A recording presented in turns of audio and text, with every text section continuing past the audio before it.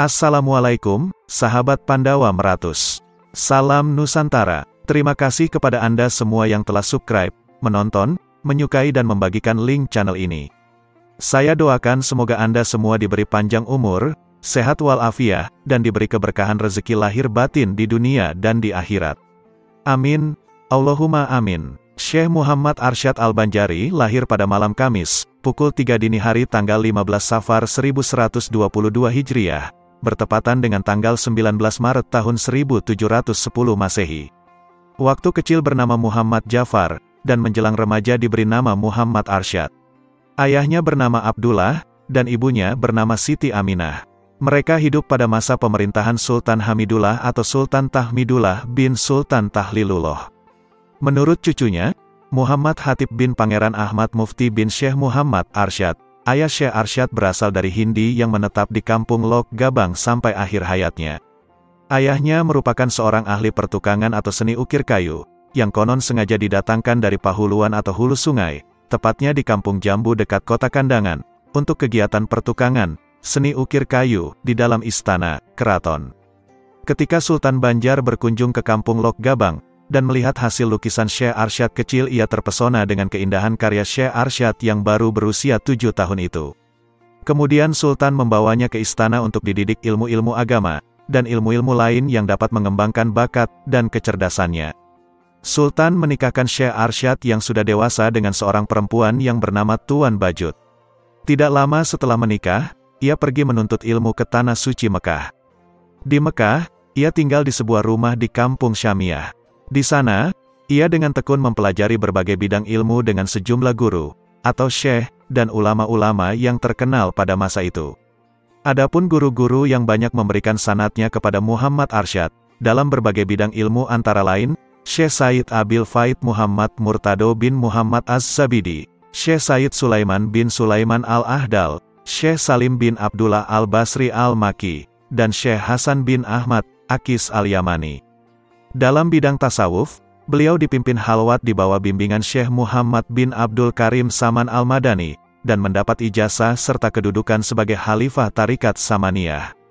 Syekh Arsyad memiliki beberapa orang sahabat antara lain, Syekh Abdus Samad Al-Falimbani, Syekh Abdur Rahman Al-Misri Al-Batawi, Syekh Daud bin Abdullah Al-Fatani, Syekh Abdul Wahab Al-Bugisi, dan Syekh Muhammad Solih bin Umar As-Samarani. Setelah puluhan tahun belajar di Mekah, Syekh Muhammad Arsyad mempelajari tidak kurang dari 35 disiplin ilmu, baik ilmu diniyah, atau agama, maupun ilmu asriyah, atau umum, termasuk ilmu falak. Atas capaiannya itu, ia mendapat kepercayaan dan izin dari guru-gurunya untuk mengajar di Masjidil Haram. Dengan demikian, ia termasuk sebagai salah seorang Jawi, bangsa Indonesia, yang mengajar atau memberikan pelajaran di Masjidil Haram dengan sebutan Syekh. Banyaklah murid-murid yang belajar kepadanya dari berbagai suku, bangsa, dan negara. Syekh Muhammad Arsyad yang cinta akan ilmu pengetahuan, masih ingin menuntut ilmu. Untuk tujuan itu ia ingin berangkat ke Mesir. Beliau bermusyawarah dengan sahabat-sahabatnya, terutama dengan Syekh Abdus Samad Al-Falimbani. Setelah didapat kata sepakat, mereka berikrar untuk pergi ke Mesir bersama-sama. Setelah melaksanakan tawaf wada, mereka berangkat ke Mesir melalui Madinatul Munawwarah.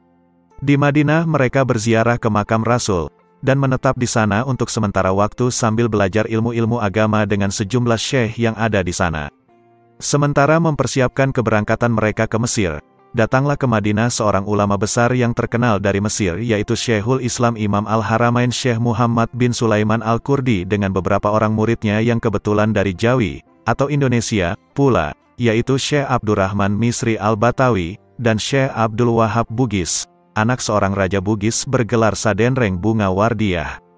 Syekh Sulaiman Al-Kurdi mengadakan pengajian di Madinah.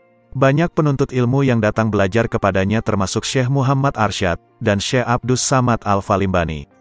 Suatu ketika Syekh Muhammad Arsyad dan Syekh Abdus Samad Al-Falimbani mengutarakan niat mereka kepada Syekh Sulaiman Al-Kurdi tentang keinginan mereka untuk menuntut ilmu ke Mesir. Mendengar hal itu, Syekhul Islam menjelaskan kepada mereka, bahwa mereka tidak perlu lagi pergi ke Mesir. Selain ilmu, dan kecerdasan yang mereka miliki sudah tinggi, juga tidak ada lagi guru-guru di Mesir saat itu, yang sanggup memberikan pelajaran kepada mereka. Karena itu sang guru menyarankan kepada mereka agar pulang ke Jawi atau Indonesia. Selain dengan Syekh Sulaiman Al-Qurdi, Syekh Arsyad Al-Banjari juga belajar tasawuf dengan Syekh Muhammad bin Abdul Karim Saman Al-Madani. Melalui gurunya ini, ia menjalankan praktik suluk dan halwat langsung di bawah bimbingan sang guru. Dari gurunya ini, Syekh Arsyad juga mendapat ijazah dan mendapat posisi sebagai Khalifah Tarikat Samaniyah. Setelah merasa cukup belajar di Madinah, Syekh Arsyad bersama dengan sahabatnya kembali ke Mekah. Di Mekah, ia bertemu dengan adiknya yang bernama Zainal Abidin. Adiknya datang untuk menunaikan ibadah haji sekaligus menjadi utusan Sultan Banjar untuk menjenguknya. Dari adiknya pula, ia mendapat kabar bahwa putri pertamanya yang bernama Syarifah telah dewasa, dan menitipkan satu cincin sebagai cendera mata untuk ayah.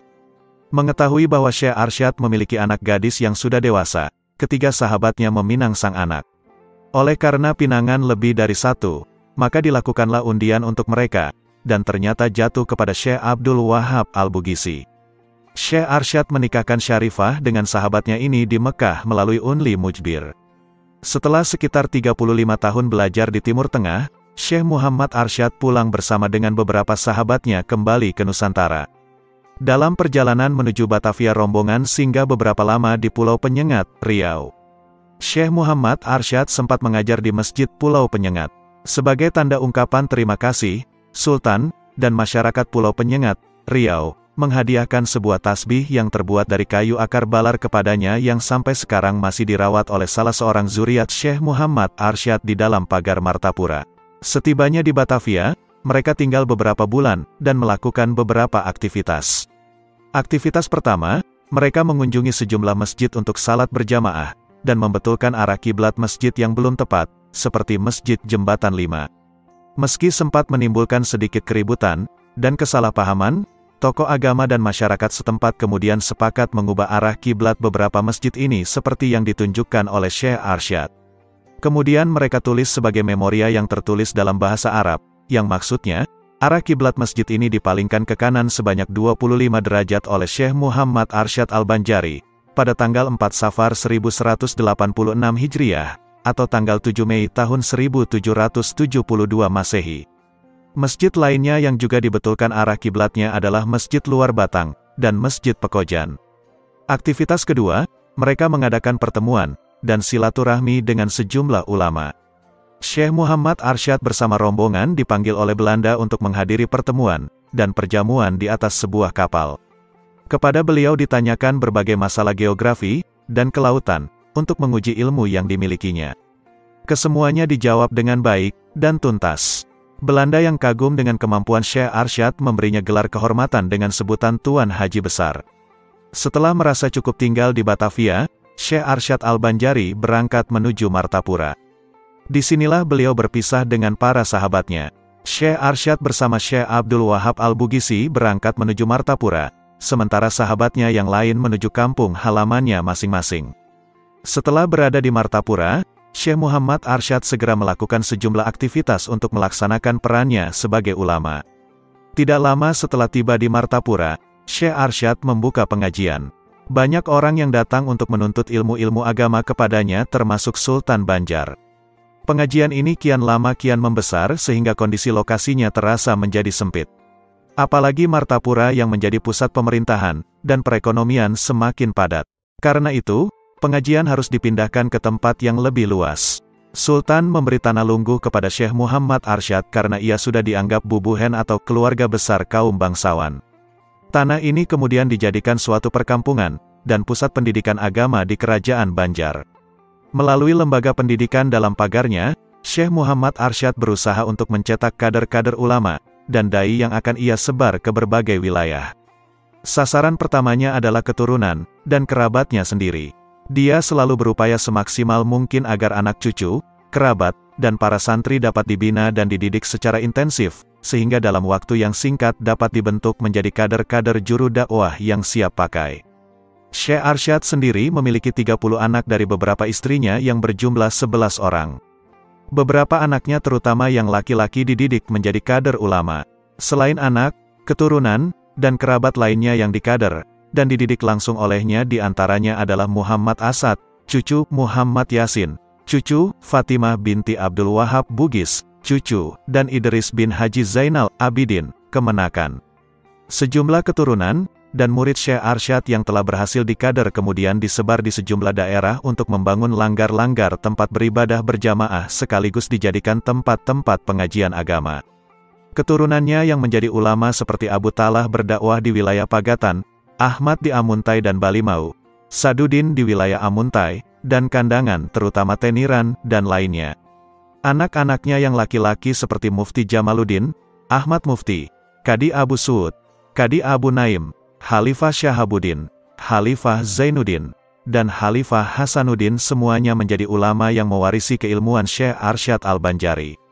Untuk kepentingan pelaksanaan hukum Islam, atas persetujuan Sultan Tahmidullah II bin Sultan Tamjidillah, Syekh Muhammad Arsyad membentuk Mahkamah Syariah berpusat di Martapura. Lembaga ini dimasukkan ke dalam struktur kerajaan Banjar yang dipimpin oleh seorang mufti yang bertugas memberikan nasihat atau fatwa kepada sultan dalam masalah-masalah keagamaan, dan seorang kadi yang mengurus bidang hukum Islam dalam masalah perdata, pernikahan dan waris. Mufti pertamanya adalah cucu Syekh Muhammad Arsyad yang bernama Muhammad Asad, dan kadi pertamanya adalah Abu Suud bin Syekh Muhammad Arsyad Al-Banjari. Berikut ini adalah sejumlah karya Syekh Muhammad Arsyad dalam beberapa disiplin ilmu keislaman. Karyanya di bidang akidah yaitu, pertama, Kitab Usuluddin, ditulis pada tahun 1188 Hijriah atau 1774 Masehi. Menggunakan bahasa Melayu, isinya berkaitan dengan masalah ketauhidan. Naskah risalah ini belum pernah dicetak. Kedua, Kitab Tuhfatur Ragibin, ditulis pada tahun 1188 Hijriah atau 1774 Masehi, bersamaan dengan ditulisnya Risalah Usuluddin. Pernah diterbitkan di Mesir pada tahun 1353 Hijriah. Dan ketiga, Kitab Al-Qaulul Mukhtasar fi Alamatil Mahdil Muntazar. Risalah ini ditulis pada tahun 1196 Hijriah. Pernah dicetak oleh Maktabah Al-Ahmadiyah Singapura, tahun 1356 Hijriah atau 1937 Masehi bersama-sama dengan Risalah Syajaratul Arsyadiyah, karya Syekh Abdurrahman Siddiq, Mufti Indragiri Riau. Karya Syekh Muhammad Arsyad di bidang fikih, antara lain, pertama, Kitab Lukatul Ajlan, baru dicetak pada tahun 1992 Masehi setelah ditransliterasi ke huruf Latin dan bahasa Indonesia. Kedua, Kitab Faraid, tidak pernah diterbitkan, dan naskah aslinya pun tidak ada lagi. Isinya tentang hukum waris yang memuat masalah harta perpantangan. Ketiga, Kitabun Nikah, dicetak di Istanbul, Turki, pada tahun 1304 Hijriah. Keempat, Fatwa Sulaiman Kurdi, berisi fatwa-fatwa Syekh Muhammad bin Sulaiman Kurdi terkait pertanyaan-pertanyaan Syekh Muhammad Arsyad kepada beliau tentang berbagai masalah. Belum pernah diterbitkan meski naskah aslinya yang ditulis dalam bahasa Arab masih ada. Kelima, Sabilal Muhtadin lit Tafakuh fi Amridin. Naskah aslinya terdiri dari 4 jilid sedang dalam bentuk cetak terdiri 2 jilid. Dicetak pertama kali di Mekah pada tahun 1300 Hijriah, di Istanbul tahun 1302 Hijriah, dan 1307 Hijriah, dicetak juga di Mesir.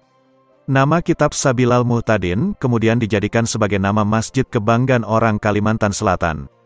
Letaknya di kota Banjarmasin. Di bidang tasawuf ia menulis risalah Kanzul Marifah. Di bidang ilmu falak, ia menulis ilmu falak yang ditulis dalam bahasa Arab.